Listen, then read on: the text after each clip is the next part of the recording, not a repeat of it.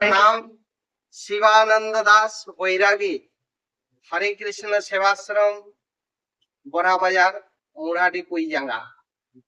আমার এই রোগ আজ 1 সাল হয়ে গেল। আমি প্রথম চিকিৎসা করেছিলাম হোমিওপ্যাথির, তাতে ঠিক হয়নি। তারপরে আমি চিকিৎসা করলাম সাকচি আমবাগান এস রাহুলের কাছে, এমআরআই করালাম। তিনি বললেন বাবা একটা ছোট অপারেশন করতে হবে কোমরের ব্যথার জন্য।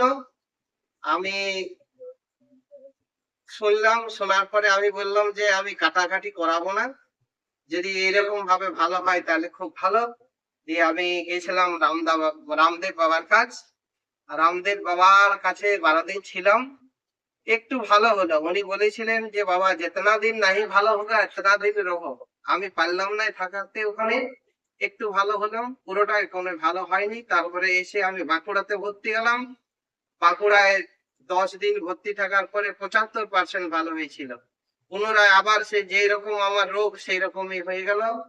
দিয়ে আমার এক শিষ্য ছেলে সোনারির রাজেশ লোহা, তিনি আমায় ফোন করলেন যে বাবা তুমি এসো আমাদের সোনারি কাগরনগর জনতা বস্তির এখানে এক ডাক্তারবাবু বসেন, Shrihari spine care therapy, doctor S Singh. উনি বিনা ঔষধে বিনা ইঞ্জেকশনে তোমার এই রোগ ভালো করে দিবে। সেই রাজেশ লোহার আমার প্রিয় শিষ্য ছেলে, উনি আমাকে এনার কাছে এনেছেন। আমার 3 মাস আর চিকিৎসা হলো। চিকিৎসার মাধ্যমে আমি জানতে পারলাম যে আমি পুরোটাই সুস্থ হয়ে গেছি।